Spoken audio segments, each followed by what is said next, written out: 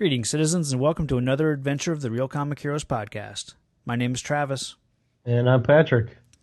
And if you're new to the show, each episode we review a movie, usually from the comic book movie genre. You can find our list of movies over at realpodcastnetwork.com.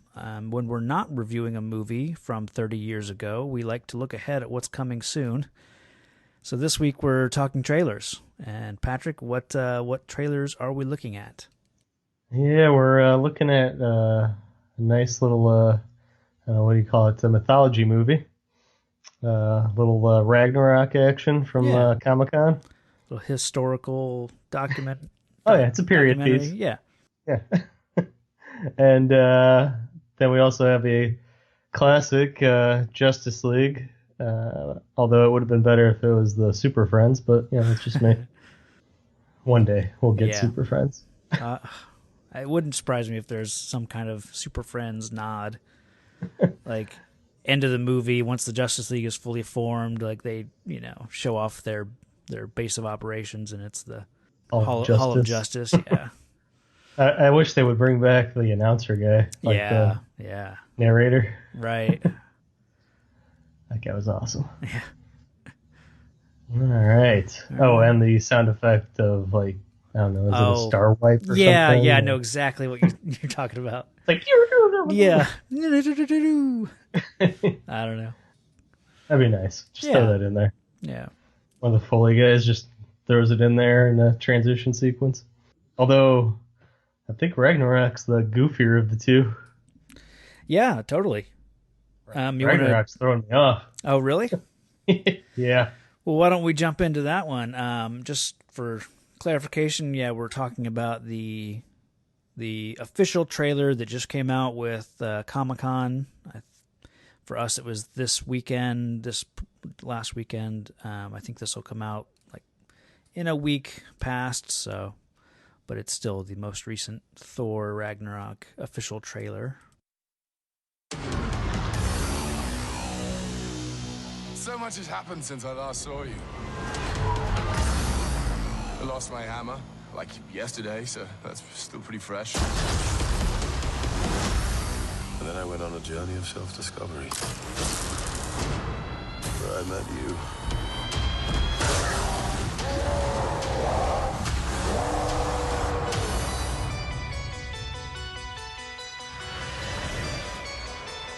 Where are we? You have no idea. Hello, the goddess of death has invaded Asgard. Oh, I've missed this. And you and I had a fight recently. Did I win? No, I won, easily. Doesn't sound right. Well, it's true. Asgard is dead. And it'll be reborn in my image. I thought you'd be glad to see me. I need to stop her here and now. To prevent Ragnarok, the end of everything. So I'm putting together a team. Like the old days. Surprise! This will be such fun. Hello. Hi. He's a fighter.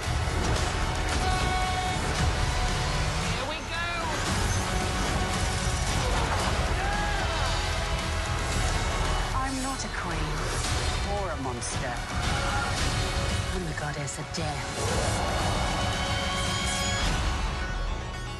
What were you the god of again?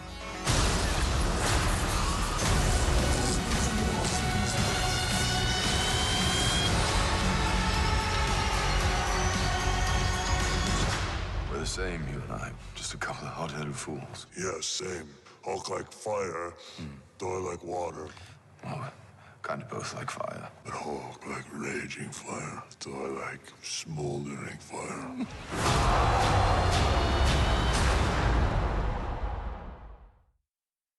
But yeah, so what do you mean by...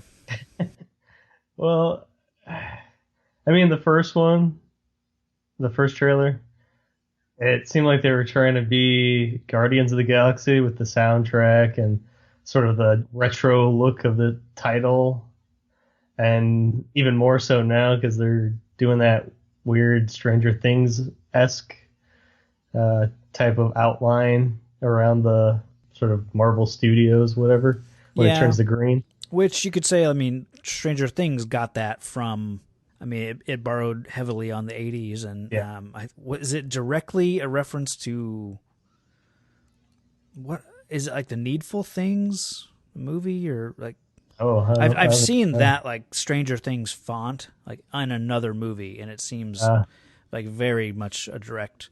Yeah, and that's what Guardians is. It's like a retro kind of feel to it. So I think they're just trying to cash in on that retro feel. Yeah, I noted that it has this crazy 80s feel blended with the artwork from the side of a van. Yeah, like just with the electric or like quasi metal music, especially like the previous trailer they were using. Was it Pink Floyd or Led Zeppelin? I think it was Led Zeppelin. Yeah, I'll let you get roasted on that one. Yeah. Yeah, no, and it's so much lighter than the previous movies. Sure. With Thor, so I don't know. I'm interested to. It's piqued my interest. Right on. Like I'm interested to see how it plays out. It's definitely a lot more tongue in cheek in this one. Yeah, and he's playing Thor. You know, it looks like he's playing him completely different, much lighter in tone. Like even the first thing he says is, are talking about the losing his hammer, and he said, just the way he worded it was, I lost my hammer like yesterday, so that's still pretty fresh, you know. Just and maybe that could be like, you know, Thor has spent enough time with the Avengers and people from Earth, so he's not speaking like a Shakespearean Asgardian like he would have been in the first movie. So but he wasn't even. Where the hell was he during Civil War? So at the end of Avengers: Age of Ultron, he says he needs to go off-world and find answers regarding the Infinity Stones. Yeah, because they uncovered the fact that Loki's pokey stick had the mind gem inside of it, which is what brought Vision to life, and so Thor goes into like some pool and gets a vision and is aware then that all the other Infinity Stones are, I guess, active maybe, or I think he realizes maybe that Thanos is maybe trying to find them because he gets like a vision of the gauntlet that he's, that gauntlet. At least at one point we see that gauntlet is in Odin's throne room, so he's probably aware of what, the stones, where they belong and that kind of thing. So as far as in Civil War, Thor was off seeking answers, that kind of thing. So it's kind of like with Hulk, who at the end of Age of Ultron flies off in a Quinjet, basically to be alone. That's the last time we've seen him. And part of that is to set up things for the future, obviously now with Thor Ragnarok, but another reason is just you don't want to do Civil War with either Thor or the Hulk on, versus each other, or, God forbid, on the same side, because that would just be, a winning team no matter what, really. So I figured they'd verse each other. Yeah. They're pretty much sparring partners. Sure. And Hulk probably would have sided with Captain America, and Thor probably would have gone the other side. But either way, by writing them out and having a reason why they're not there, it makes a lot of sense. Like, so from a writing standpoint, I think. Yeah. And neither of them were in the comics, so it's not like they had to deviate from. I guess technically Thor was at the time he was a robotic clone of Thor, so technically he wasn't really there. And I think he gets killed like right at the beginning of the battle, Jeez, spoiler alert. Or not the actual battle at the end of the movie, but a confrontation at the beginning of the storyline. So It's been a long time since I've read that, so that could be mixing that with something else. But So Hulk was off doing what I'm assuming is the movie Planet Hulk of some sort. yeah, they're definitely blending bits of that, because the planet the Hulk that ends up being Planet Hulk in the comics is planet Sakaar, and that's what the name of this planet that we see in Ragnarok is. It's called Sakaar. So they're definitely taking some things from that Planet Hulk storyline, especially just the visual of Hulk wearing gladiator armor and fighting in an arena. All that stuff is taken from Planet Hulk. They're probably not going to do a lot of that stuff just because that's a completely different storyline. Yeah. I mean, it looks like they escape at some point because they seem to be in a ship, maybe, or Yeah. when he's like Bruce Banner again. Right, yeah. It's kind of unfortunate that they're borrowing elements from Planet Hulk, because that would still be an amazing movie. Yeah. I've seen the animated movie. And that was a really good version. They changed a few things, but overall they kept the basic idea intact, and it was still a really good animated movie. Yeah, I liked it a lot. And it was weird because I didn't quite understand why he didn't turn back into Dr. Banner. Yeah. And that's something that apparently they kept with this. It's been heard this morning on another show that it's been 2 years for Hulk since Age of Ultron.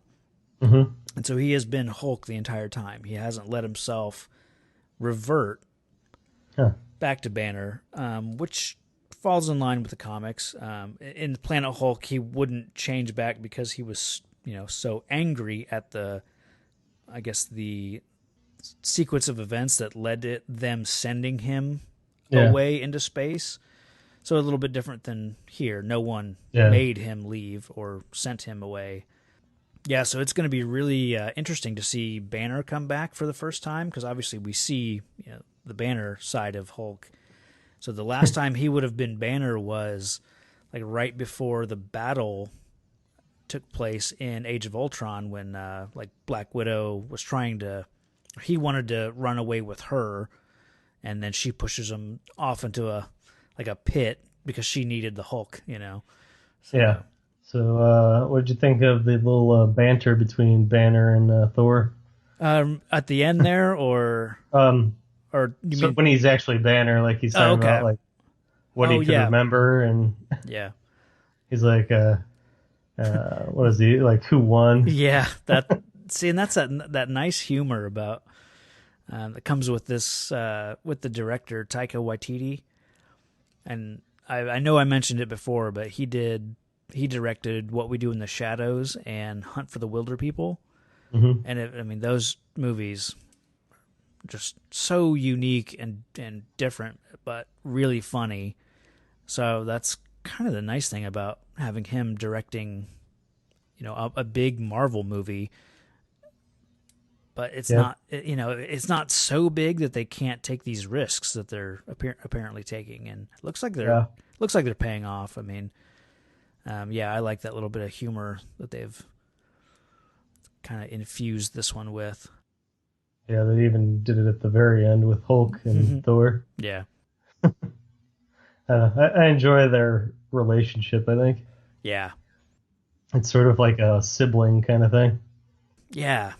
Like two older brothers that are close in age that are always fighting, or, Yeah. Yeah.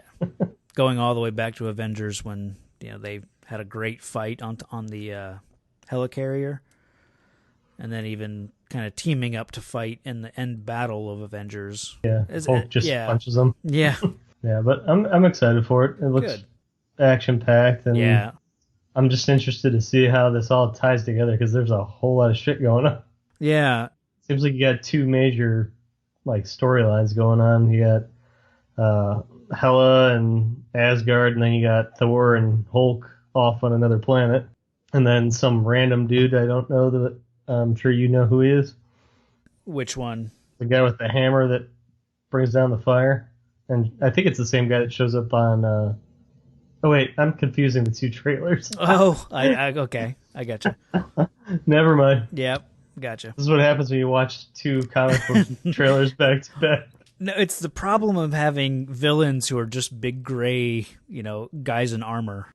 Yeah. I The retract that DC statement. movies have been pretty guilty of that because the villain in, to some degree, like Zod was just in gray armor. Then you've got Doomsday, who's in just a big gray, shape, and then the villain in Wonder Woman, he's kind of just a guy in armor, and then the guy, yeah. But we'll. Yeah, I don't even know Wonder Woman yet. So. Oh, you haven't seen it yet? Nope. Oh man, I haven't seen Volume 2 of Guardians either. And that's kind of the one thing, like you said, this Thor trailer feels so reminiscent of the Guardians Volume 2 trailer that we saw, and that's not necessarily a bad thing, but for me, I wasn't digging the marketing leading up to Guardians of the Galaxy Volume 2, and I also didn't love the movie. Oh. It was okay, but kind of left me wanting more, and just some of the decisions that were made just kind of threw me off a little bit. Yeah, I was worried that was going to be like a Baby Groot movie. Oh, yeah, and I don't like Baby Groot. I don't care, Hey, Yeah. my daughter loves him. I'm sure, and that's great. I'm glad she does. Actually, I think she likes Big Groot better. Good. She thought he was hilarious, though, at the end of the first movie. Yeah, Like dancing. right. Oh, she'll get plenty of that when you finally... Sure. I think the whole, opening sequence is him dancing. Yeah, basically. I mean, not even basically, totally. Totally. Yeah. But they do that in a pretty good way, but... anyways... Let's see, what else about Thor? So much gorgeous imagery, and I like how they have that thing from Star Wars of the lived-in futuristic society, or because it's not something you think about. And Blade Runner also kind of did that really well, even though that was obviously set on Earth. But it's something clever that that there's a scene where Loki is in chains, and it looks like he's in an apartment building, even though the walls look different, but you can still recognize it as an apartment building. It looks like there's nudie mags and junk food packaging on the floor, scattered around him, and it's nice because you get the juxtaposition of what we've seen in Asgard and how mythically pure and perfect and elegant it is, but it's nice to get this reminder that just because it's a different world, people are still going to have a shitty looking apartment, Well, I mean, Guardians of the Galaxy. What's that? Isn't Loki all tied up? I mean, yeah, he's wrapped in chains, but we don't know where they are, whose So place this now is. So I'm assuming that there's a guard in there eating junk food and playing with himself. I mean, it could be. And Loki's got to sit there and take it. Yeah. That's just disturbing now. Right on. Let's see, who else do we get? We meet Valkyrie. She's the one who is on the winged horse, taking on Hela. It looks like it's kind of set in the past, maybe, and then maybe they have a fight that goes wrong, and she ends up being Jeff Goldblum's right hand woman. That shot on the horse versus Hela's forces was very Dante. Yeah, totally. Inferno-esque, Yeah. demons and angels kind of thing. Right. Yeah, I just thought the same thing. It looked older and that may be why I thought it was older, because it brought to mind that. But is she the one with the two swords when they're sort of lined up? Oh yeah. Same character. Gotcha. That's Valkyrie. She's, if I had to name some Thor supporting cast members, from the comics, she would be, the name Valkyrie stands out, I think. Let's see. We got Cate Blanchett as Hela, and she looks like she's having fun. It doesn't look like she's slumming it in a comic book movie, and she's gonna, I don't know. It looks like she's Well, everyone likes to be the villain. Yeah, that's a good point. So You get a license to ham. right, yeah. But I like what she's doing with it, and hopefully we get a really nice, villain with this one. So, and her story is nice because she's the living embodiment of death, which is important when you go back all the way back to the end credits of the Avengers, and Thanos is being told that to challenge these heroes is to court death, and he smiles because he's literally in love with death, and that's who he's talking about is her, Hela. Nice. Isn't Hela Loki's daughter in mythology? Yes, I think so. I think there's. I don't know if it is in this, but yeah, I don't know if they keep that.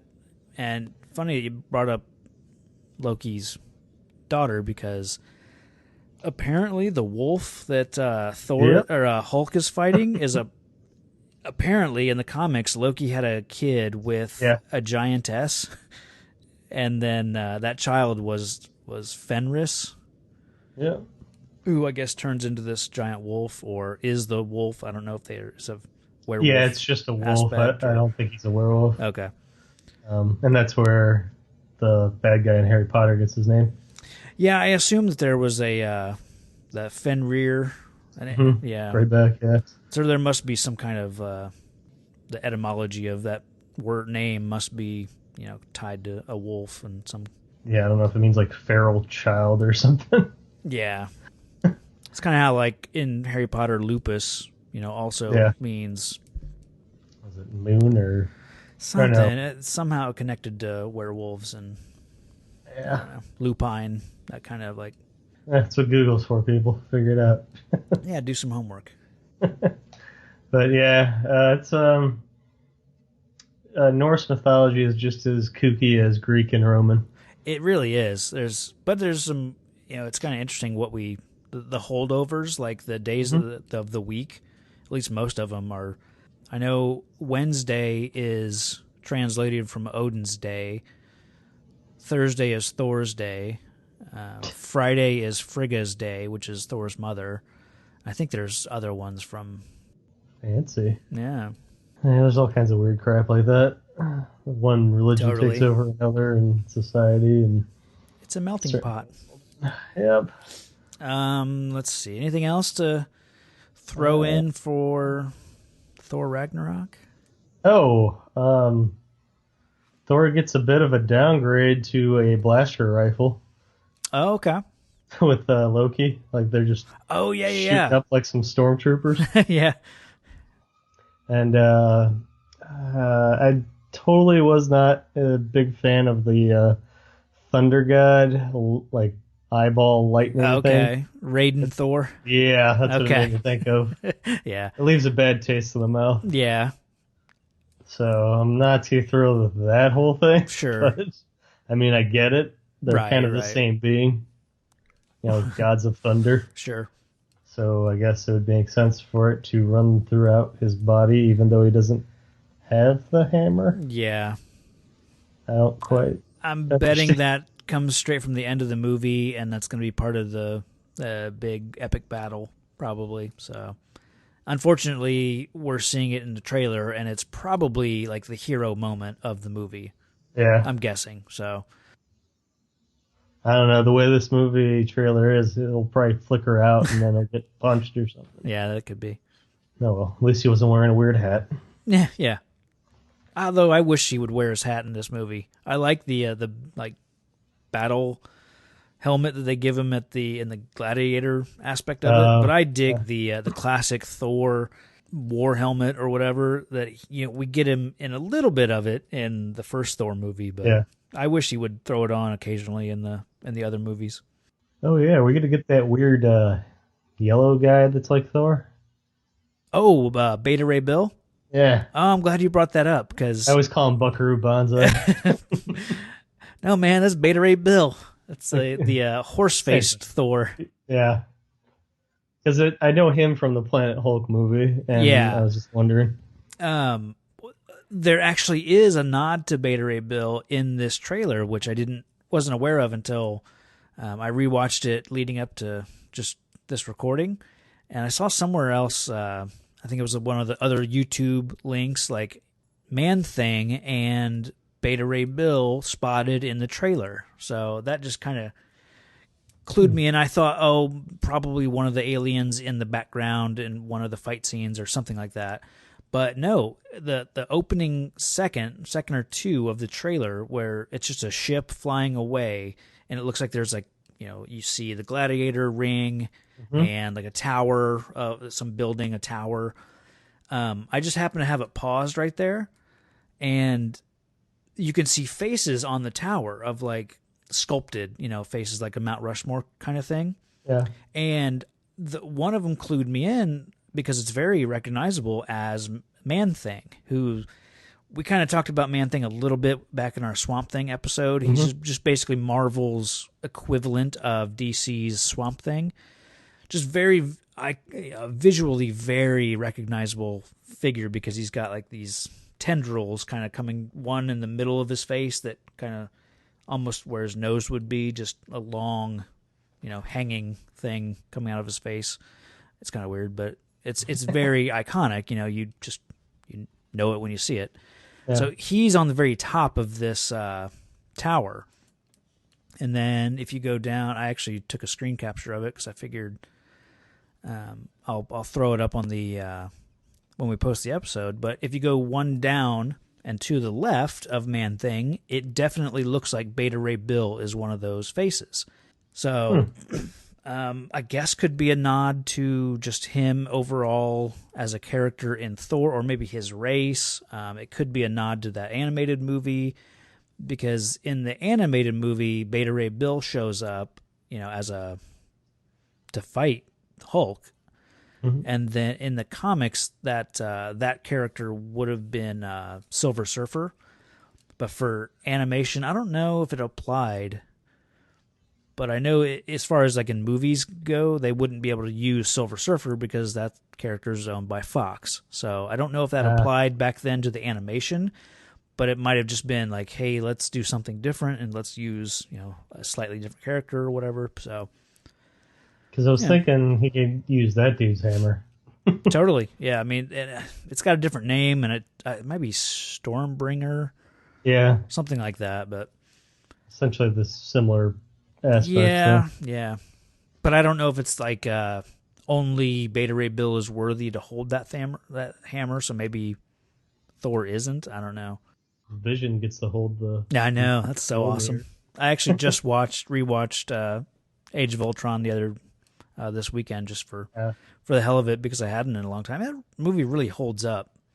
Yeah. I know it kind of got shit on a little bit when it came out, but I had a lot of fun with it. So yeah, maybe you'll say the same thing about Guardians 2. Probably, yeah. I'll revisit it, but I'll wait a little while. All right. Anything else? No, I don't think I have anything. Okay. On to the next. Yeah, just jump over to the other comic book universe.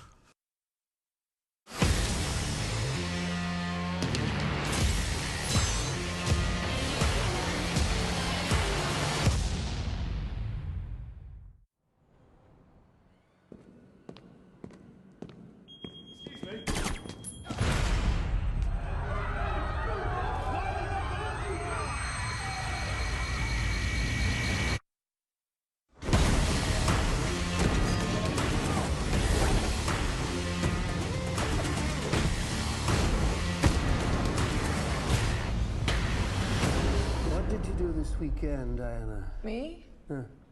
Nothing very interesting.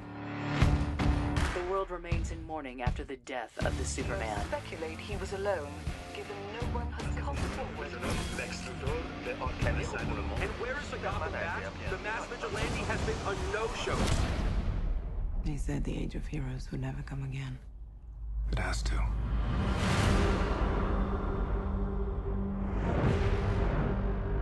We don't have any more time. Something is coming.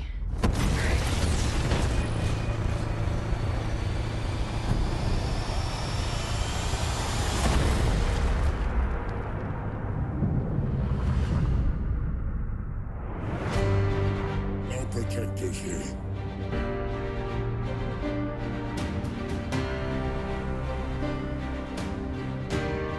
No lanterns. No Kryptonian. This world will fall. Like all the others. One misses the days when one's biggest concerns were exploding wind-up penguins. This is crazy. Honestly, I think we're all gonna die. Each of us, in some way, is held back. Don't engage alone. We'll do this together. It's really cool. You guys seem ready to do battle and stuff, but I've never done battle. I've just pushed some people and run away.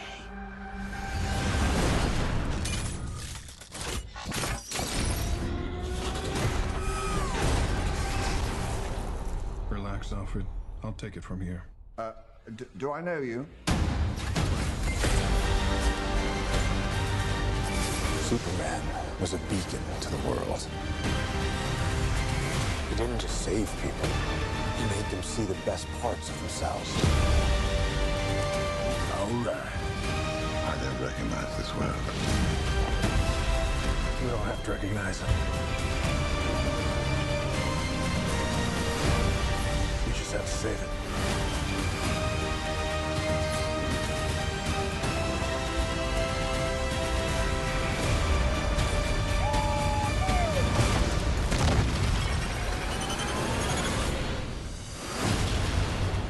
How many of you are there? Not enough. Do you really think that... Oh, wow, they really just vanish. Huh? Oh, that's rude.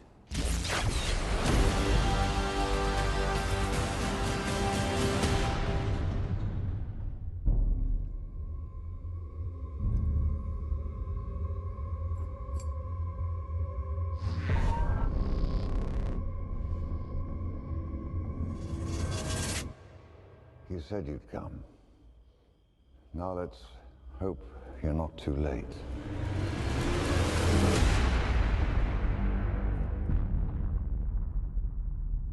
So this is the Justice League, and it's officially titled the Comic-Con Sneak Peek. Yeah, that's why I wasn't sure if I watched the right thing. Right. It's not a sneak. It's not a peek. It's not really a trailer. It's like a 4-minute. It's like a short film. Yeah. And to DC's credit, or Warner Brothers' credit, mostly new footage. They didn't really seem to show us, much of what we've already seen. So, good on them. I feel like I've seen the whole movie now. Yeah, I don't know. Or at least the best of. Right. All right, so it's kind of it's jarring seeing the two different movies, like the trailers, I think. Yeah. Because this one's a bit darker, both literally and I guess storyline. They're both probably dark, but this one seems a little more doom. But they've definitely injected a lot of humor into this ever since Batman v Superman. Like, they've lightened the tone quite a bit, I would think. Yeah, I'm not liking the Flash a whole lot. Oh, really? Yeah. Yeah. I don't know how I feel about the Flash. He seems he's a little too self-deprecating. Okay. He's like, I just run fast and occasionally push somebody. I don't know how to fight. He seems kind of weaselly, yeah. I don't know. He sort of seems like Peter Parker. Okay. Like Tobey Maguire style. Okay. I get the sense that he's playing him a little bit like he's a pacifist a little bit, and doesn't, just from the little bit I've seen of Ezra Miller talking about playing the character and what kind of the way he wants to play. Yeah. And I don't know, maybe it's just making it his own and not wanting to do, what 3 seasons of a Flash TV show has been doing, That, and I'm not a huge fan of the special effects around him. Okay. I don't love the costume. Oh, okay, yeah. Yeah, it's like Yeah. What don't you like about the effects? It's just I don't think I like all that lightning. Okay. Like, Yeah. it's just like over the top with it. Sure. Like I almost still think the TV show does a better job of it. Well, and this is probably just them not wanting to again do something that we see on a TV show, but because I mean the cartoons are even more of like a red blur. It's not a lightning streak. Yeah, like, and that's the thing. Like it should be a reddish blur with gold yellow lightning. Yeah. So it is kind of weird that he's throwing off this blue lightning. Just like maybe just visually they want to be different, but going back to like the comics, and I've never been a big Flash reader, but when I think of the Flash, he's always cast off this gold yellow lightning when he runs. So it is kind of a strange, not a big deal, but just a strange choice to make visually. And maybe that could be like, with fire, fire starts out yellow, orange, red, but the hotter that flame gets, it gets blue. Maybe he's just running at such an intense speed, or he's... Yeah, because it's like right away, like anytime he does anything. Yeah. It's just lightning. Right. I'm guessing they just wanted to keep him visually different.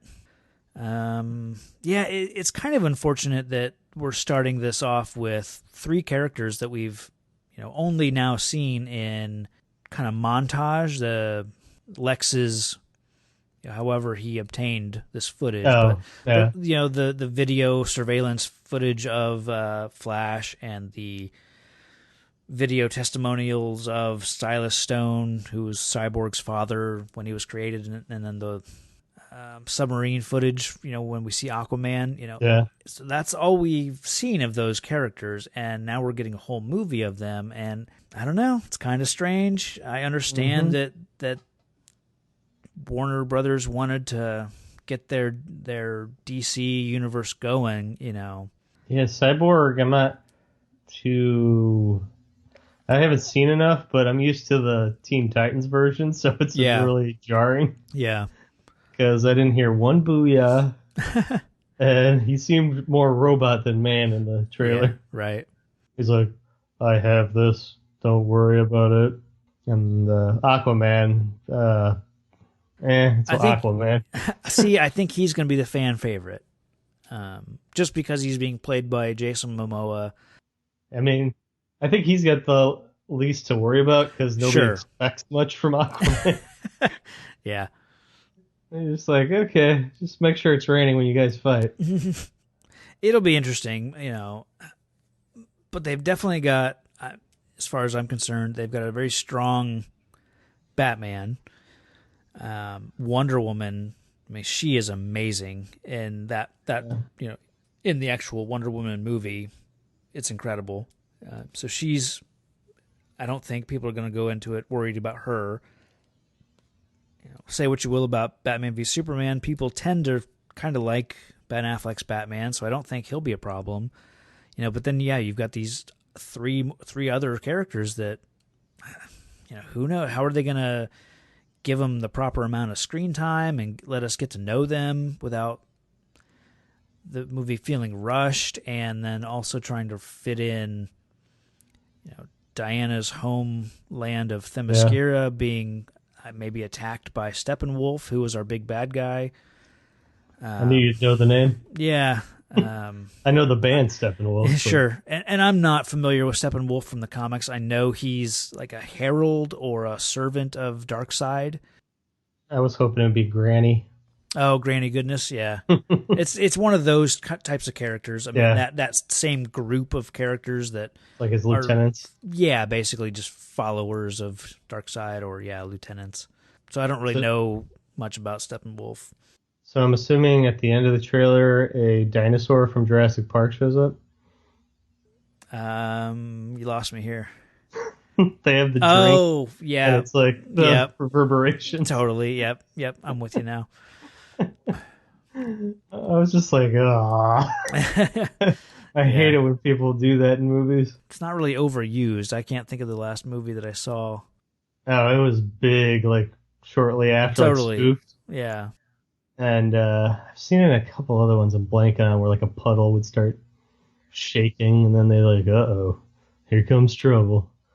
But I'm assuming that's Superman, but I don't know.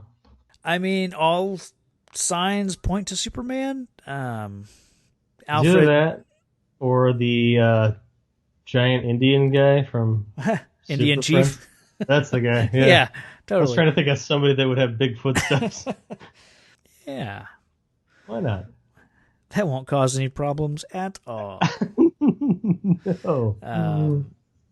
Yeah, I think like I said, all signs I think point to that being, I guess, the moment that Superman returns or close to it, because Alfred's saying, he told me you'd come, and he drops the word hope, which I think is definitely a key word that, should clue us into Superman. And I've seen other YouTube like trailer breakdown videos, and there's a brief like hint of red at the bottom right corner of the screen.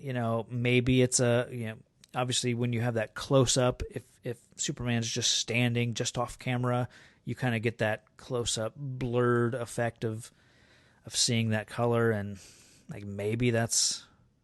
But I'm glad. I hope we don't see Superman if they do another trailer between now and November. I don't want to see Superman in any other marketing. I mean, it's fine to show that they've done some like posters, of the whole lineup, but they're not like, it's not a scene from the movie. It's just all 6 of them standing there. So that's fine, but I don't want to see how he comes back or the moment that he comes back. I want to see that for the first time, actually in the movie theater. Yeah, I was racking my brains on Super Friends. Yeah. And I was really hoping it was going to be like Ryan Reynolds as Green Lantern. Oh, not a chance. Not a chance. That would be awesome. Yeah. But there is I guess a direct reference. Once Steppenwolf shows up, I think it's right after he shows up or right before. And I had a hard time understanding the dialogue the first time I watched this trailer, so I actually had to rewatch it a few times just because, the actor playing Steppenwolf says there's no protectors here. Yeah. And then it goes on a few clips, and he says no lanterns. Then he says, he says no lanterns when it's like they're showing Cyborg looking out the window. Then it switches to Bruce Wayne. He's looking at what I'm guessing is a hologram of Superman, and it says no Kryptonian. Mm-hmm.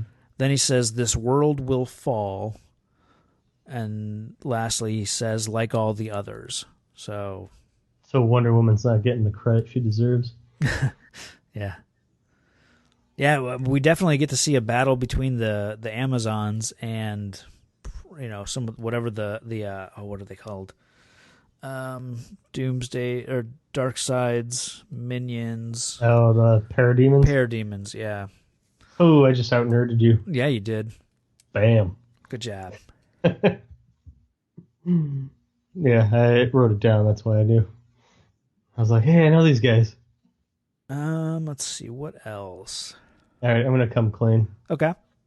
I know the Parademon from watching Superhero Girls, that show with like all the girls that are superheroes. Gotcha. Okay. With my daughter. Right on. And Granny Goodness is in it and has a pet Parademon. Okay.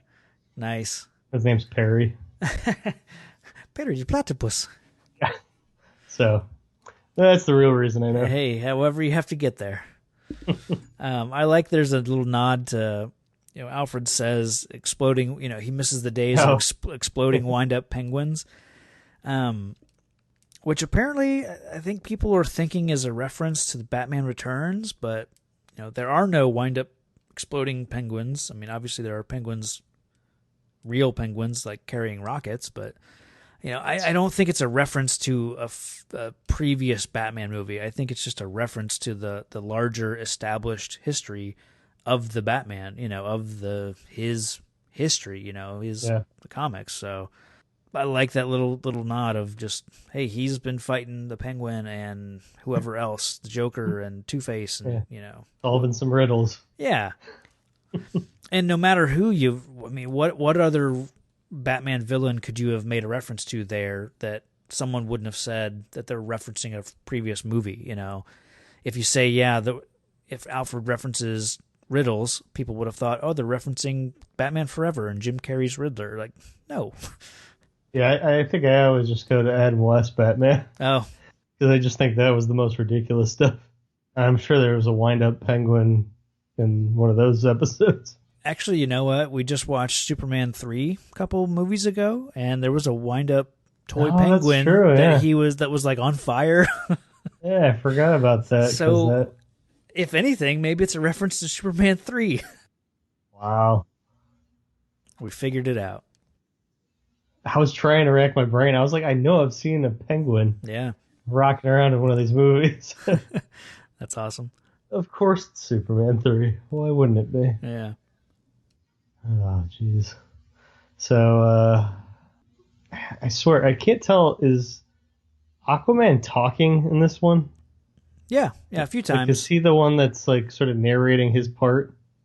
Like, he's really deep-voiced. I can't understand him. Oh, no. I think what you're thinking of is that there's a line when he is swimming, we see, and then that's when Steppenwolf says, no protectors here.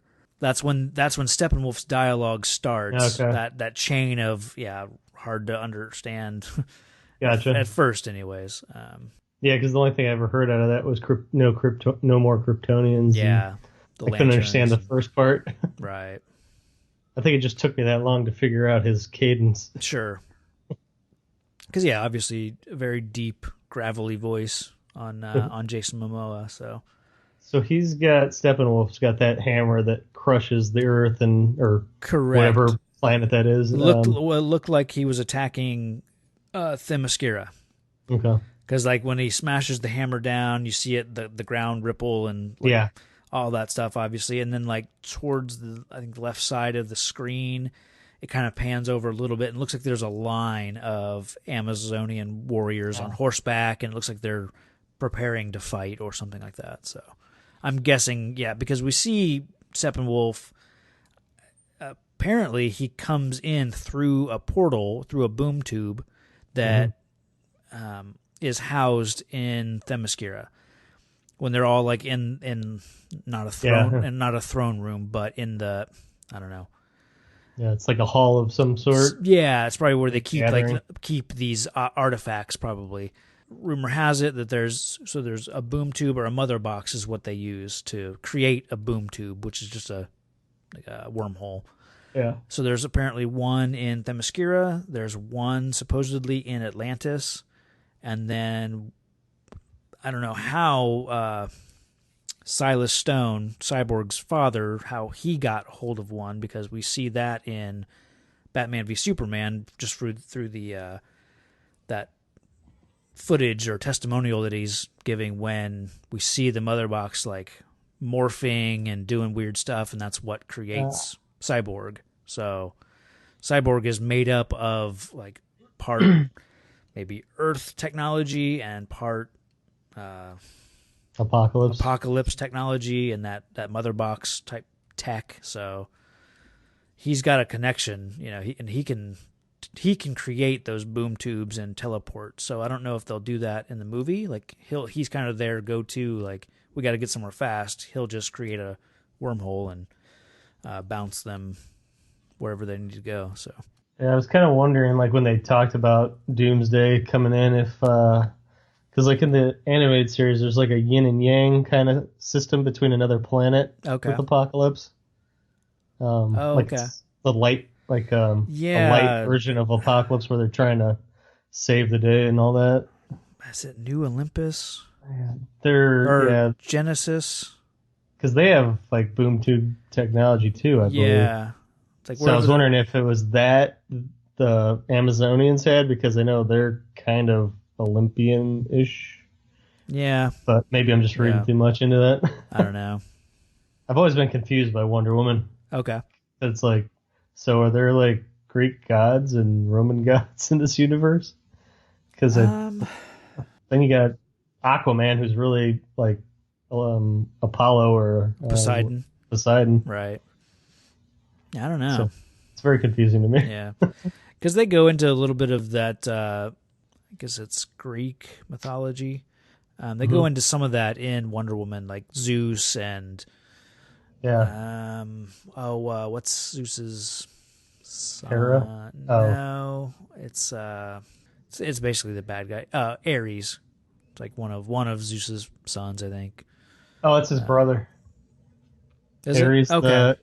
Isn't he the one of the underworld? No, that's Hades. Oh, it's Hades. Never mind. Yeah. Then yeah, maybe Ares is god of war. He's used in the Wonder Woman movie. Okay. Okay, so there is like a weird mythology that's sort of like Thor. Yeah. Okay. Ugh, so confusing. Right. Well, I don't think it was ever meant to be tied together so seriously. Right. I mean, there was a giant guy that dressed like an Indian that grew really big, and yeah, a stretchy guy, and who knows what other characters I can't even think of. Hawkman and yeah, because they're like Egyptian, aren't they? Or is that from their whole like mythology or history is really weird because I think they're a Hawkman and Hawkgirl, I think, have been rewritten and kind of their origin has kind of changed because they're actually like aliens from another world. But then I don't know what their Earth connection is. Yeah. Well, I know in that Legends, it's like a curse from the Egyptian times. Right, yeah. And then it's also I know what you're talking about. So they have that like nth metal stuff? Yes, that's what lets them fly, yeah.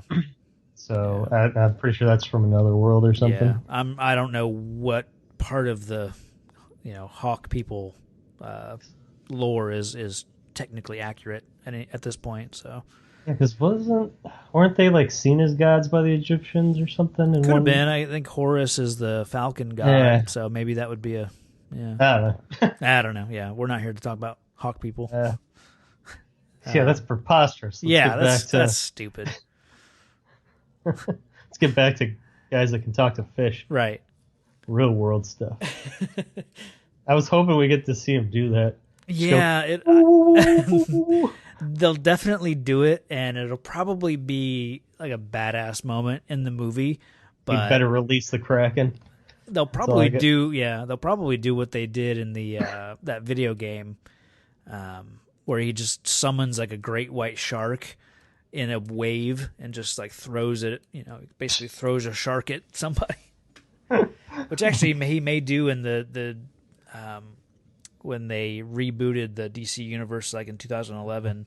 I think that was kind of the first time that Aquaman and the rest of the Justice League kind of met. Of course, they all fight each other as superheroes do. So I think that's one of his moves from the comics. He just whipped a shark at somebody. So you're asking DC to literally jump the shark? Pretty much, yeah. Have Batman jump over the shark, yeah. Yeah. Oh, before or after he sprays his repellent. Oh, so great. All right, so what else we got going on here? It seems like, that part where everyone disappears. Oh, yeah, after talking to Gordon. Sure. I thought it was weird that the Flash didn't notice. Yeah, it's funny just because, you'd expect he'd be the one that obviously could get away faster than anybody, but... That, and it seems like he has perception that should be quicker than that. Like, him and Wonder Woman seem to have that slow motion bullet time. Right. Sense of awareness. Yeah. But, I don't know. I feel like they're trying to do what they did with, is it Quicksilver in X-Men? Yeah, well, both. In Avengers and X-Men, it's the same. Yeah. Yeah, I mean the X-Men effect of sort of slowing everything down around them. Sure. Kind of thing to show speed. Yeah. And it works. The slowing stuff down just totally works for all of Zack Snyder's movies. Yeah, I was like, I don't need to see him pushing through the glass. Come on. See, I thought that looked kind of cool. Just the idea that glass will, bend, to a certain point before it breaks. Maybe I just need to see the context of that. It just seemed weird. Sure, yeah. Because it makes it seem like he's just figuring out his powers. Yeah, maybe. But I don't think that's the case. Yeah, I don't know. Yeah, with no context. Yeah, it's just a scene that looks kind of cool, but yeah. I think that's all I had. Yeah, I'm basically through my Justice League notes. So, out of these two, do you want to see them? I'd see Ragnarok probably before Justice League, and that's just because DC's got to prove it. Sure. Yeah. It's like they've swung and missed so many times. It's not exactly. I mean, they're due. So totally. Well, and Wonder Woman is definitely their biggest hit because I haven't heard anyone that says they didn't like it. Every podcast I've listened to talking about it, people loved it. Like Wonder Woman is really, really great. So yeah, I was kind of worried it was going to be like the first Captain America. I mean, in some aspects, it's because it's a period piece, war movie, but it doesn't feel like they're just doing well. There are some things that they did that were very similar to Captain America, the first Avenger, but still totally enjoyable on its own, like from start to finish.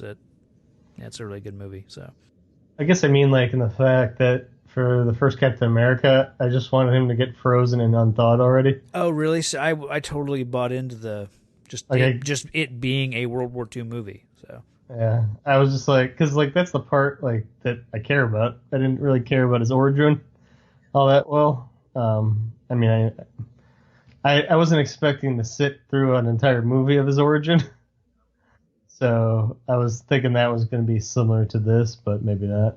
Because I was just stoked to see him like fighting with Iron Man and all them, and dealing with the modern era. Right. As opposed to being a little pipsqueak and then a poster boy and then fighting Nazis, I guess. I think I just got like Nazi fighting like overload. Like there's just too many things I had watched or something. Like I don't even know how many video games are on World War II or like zombie Nazis or like, right. Indiana Jones twice. Yeah. Were Nazis still on the Crystal Skull at the beginning? No, those were Russians. Those were Russians? Okay. Yeah. I couldn't remember. Because that was the 50s? Soviets. Yeah, like 50s or 60s. Right around the Cuban Missile Crisis. I think it's before that. I think it's just 50s and the Red Scare and communism being the... Okay. Yeah, I got off on a tangent. Yeah, right on. Yeah. So, yeah, I'd go to Thor Ragnarok. Definitely. Right, cool. I mean, it's just, I think to go to the theater, I'd like to know I'm going to have fun with it. Okay. Yeah. And with the Justice League, I'm just not entirely sure what I'm getting. Because it seems super serious, but has some lighthearted parts. But yeah, that's fair. And I don't know if it'll transition well, kind of like what happened with Suicide Squad. And it's had a shaky history. I mean, even as far as the recent stuff with Justice League, with Zack Snyder having to step down because of his family, and Joss Whedon coming in, and rumor has it that Joss Whedon came in and they did some reshoots, which every movie has reshoots. So the fact that there were reshoots is not a big deal. It's not really newsworthy. It's just the idea that maybe another director did those reshoots instead of the original director. So maybe that's where you get the Flash being a little more comedic. Probably some of those lighter tone moments might have been a result of those reshoots, but that's all speculation. And, so it's definitely one of those movies. It's just had a hard road. All of the DC movies, they've had a hard road to, Yeah, I just hope they can pull off the ensemble better. Yeah. Tough ask. I think it just comes down to trying to put the cart before the horse. They had a Superman movie, Man of Steel. that I don't think they intended to be the start of a bigger universe, but they wanted that Avengers money. You know, they saw Avengers had just come out like 2 years prior in 2011, and in 2013 they come out with Man of Steel, and then by that time, you know, Age of Ultron's probably coming around, or that came later, but, you know, Iron Man 2 and Thor sequels, and, you know, all this stuff that Marvel is building. So I think I really just think DC thought, well, let's start our movie with the movie we just did, and we'll just write around it. You know, we'll just come up with connective tissue to, you know, Batman and everything else. And, you know, man, I don't know, maybe they should have just done what Marvel did and start with one character, introduce another character, have a tie-in with those two movies, and then just build it from there. And we'll see. Yeah, we'll see. So I'm excited for it. I mean, I'll be there. I pretty much see all of these big Marvel DC movies. So, got anything else? No, I was pretty Comic-Con free. So yeah, this was the only two things I've seen other than Stranger Things. Okay. The only other interesting, I guess for me, interesting notes that came out during Comic-Con were Michelle Pfeiffer is cast in the Ant-Man and the Wasp sequel. Okay. She'll be. Did you see Ant-Man? Yeah. Okay. So she'll be playing Janet Van Dyne, who was the original Wasp. So Michael Douglas's wife that, you know, he lost. Oh, yeah. You know, he's kind of telling that story about how she shrank and, you know, disappeared. Mm-hmm. So Michelle Pfeiffer will be playing her. And then Lawrence Fishburne cast as a character named Dr. Bill Foster, also known as Goliath. So in the comics, he became like the second Giant Man, like, because Hank Pym, you know, was Ant-Man, then he was Giant Man, then he was like Yellow Jacket, then he took up the name Wasp after she died. But then this Bill Foster became like the second Giant Man, like took up the name Giant Man, and he was also Black Goliath, and then finally just Goliath. So he gets big, you know, as the name kind of suggests. So people were kind of weirded out by the fact that it's Lawrence Fishburne, you know, since he's currently playing Perry White over on the, you know, Superman and Batman v Superman, but that's not like, it's not one of those roles, like he's not critical to the story, and it's not like he can't do both, you know. I don't see why. I don't think, like, neither of these franchises are, like, you know, built upon the Lawrence Fishburne tentpole. So yeah, okay, yeah, cool. Well, all right. I think we can get out of here, and so we'll be back in 2 weeks with Star Trek III: The Search for Spock. Happy hunting. I hope they find him. Yeah, we'll see. Yeah. All right. Thanks for listening.